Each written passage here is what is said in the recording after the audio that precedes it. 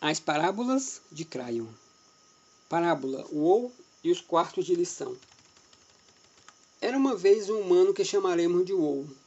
O gênero de Uou não é importante para esta história, mas desde você não tem uma palavra adequada para uma pessoa de gênero neutro, nós chamamos de Uou humano, para abranger um homem chamado Uou, ou um Uou man. No entanto, apenas para fins de tradução, diremos que o Uou é um ele. Como todos os humanos em sua cultura, o Uou morava em uma casa. Mas o Uou estava realmente preocupado apenas com o quarto em que morava, já que era exclusividade seu. Seu quarto era lindo e ele foi encarregado de mantê-lo assim, o que ele fez. O Uou viveu uma boa vida. Ele estava em uma cultura onde nunca queria comida, pois era abundante. Ele também nunca tinha frio, pois sempre tinha cobertura. À medida que o Uou crescia, ele aprendeu muitas coisas sobre si mesmo. Aprendeu quais coisas o faziam sentir-se feliz e encontrava objetos para pendurar na parede que pudesse olhar, o que também o deixava feliz. Ou também aprendeu quais coisas o faziam sentir triste e aprendeu a pendurar certas coisas na parede quando queria ficar triste. Ou também aprendeu quais coisas o deixavam com raiva e ele encontrou coisas para arrastar e colocar na parede, que ele poderia recorrer quando ele escolhesse ficar com raiva.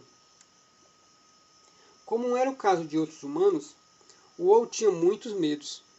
Mesmo tendo o básico na vida, ele temia outros humanos e certas situações. Ele temia aqueles humanos e situações que poderiam trazer mudanças, pois se sentia seguro e estável com a forma como as coisas eram, e havia trabalhado duro para chegar a este estado. O Uou temia as situações que aparentemente controlavam seu quarto. E também temia os humanos que controlavam as situações.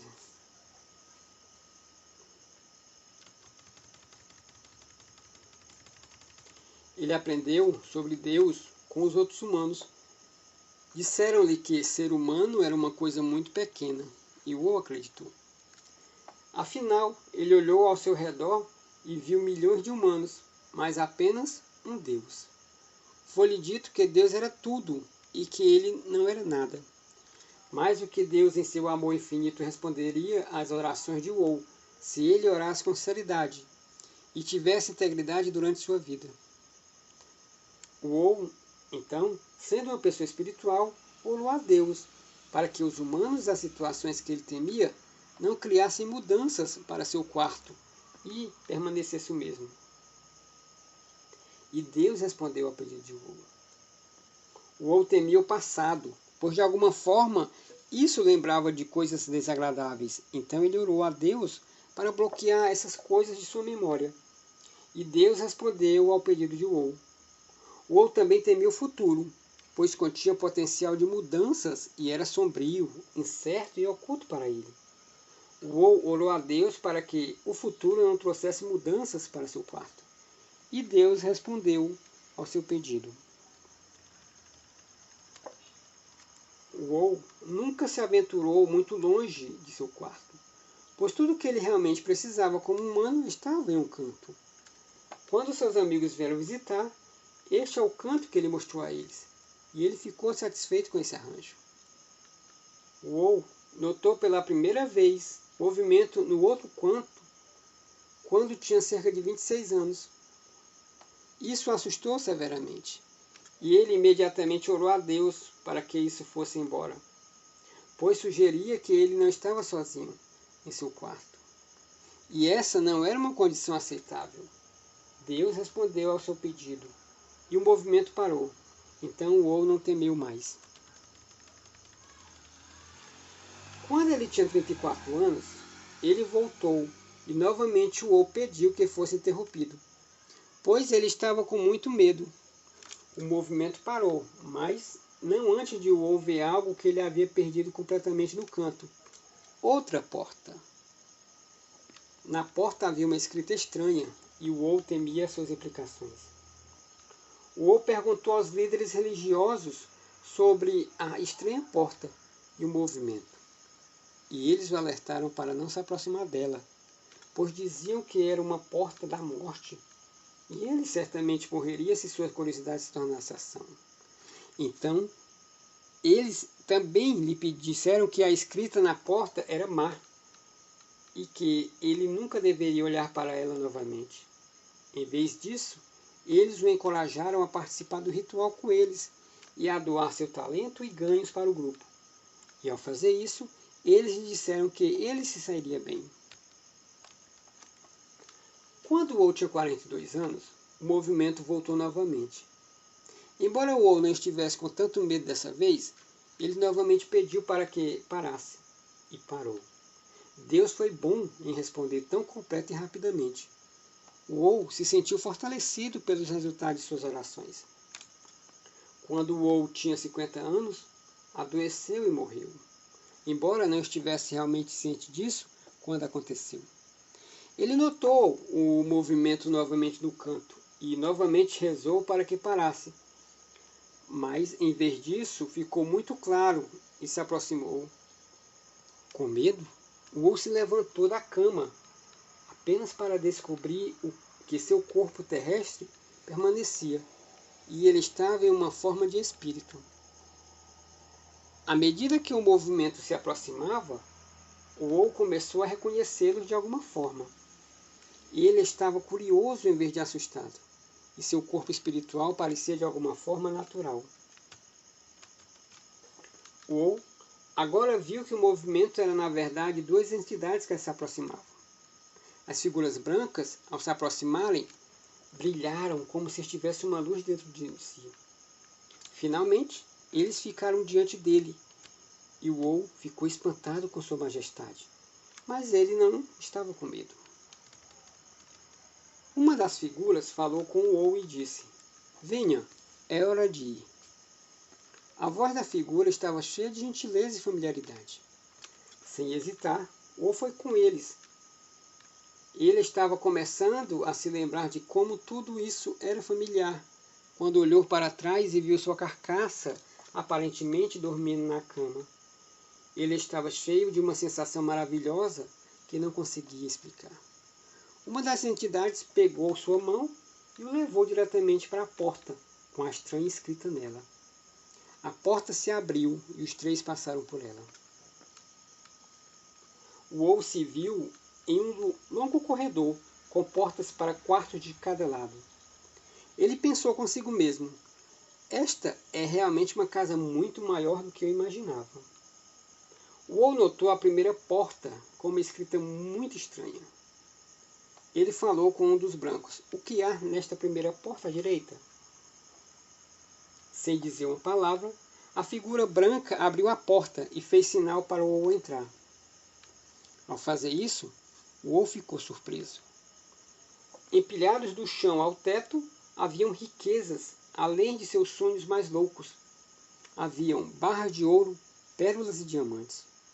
Em apenas um canto haviam rubis e pedras preciosas suficientes para um reino inteiro. Ele olhou para seus companheiros brancos e brilhantes e perguntou: "O que é este lugar?" O branco maior respondeu: "Este é o seu quarto de abundância. Se você desejasse entrar nele, isso pertence a você mesmo agora e permanecerá aqui para você no futuro."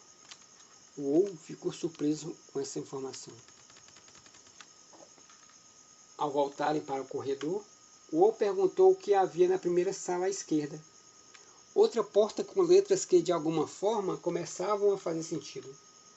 Quando o branco abriu a porta, ele disse ao Wall: "Este é o seu quarto de paz, se você quisesse usá-lo."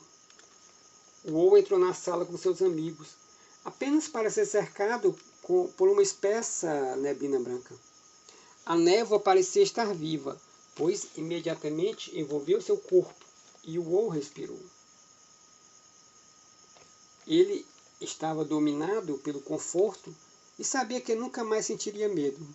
Sentiu paz onde nunca houvera antes.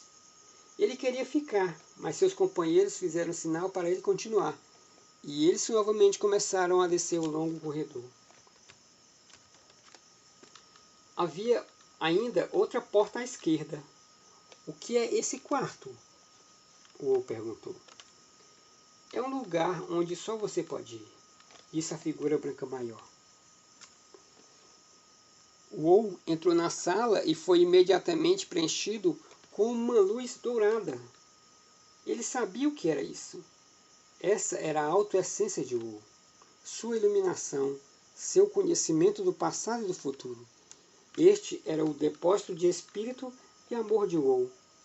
Uou chorou de alegria e ficou absorvendo a verdade e a compreensão por muito tempo. Seus companheiros não entraram. Eles foram pacientes. Finalmente, Uou entrou novamente no corredor. Ele havia mudado. Ele olhou para seus companheiros e os reconheceu. Vocês são os guias dos anjos. Uou declarou com naturalidade. Não, disse o grande. Nós somos seus anjos guias.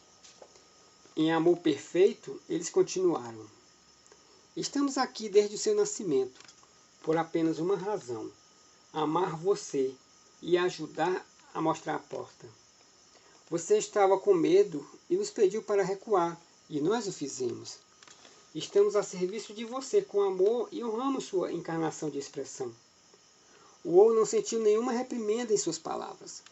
Ele percebeu que eles não estavam em julgamento dele, mas em honra dele.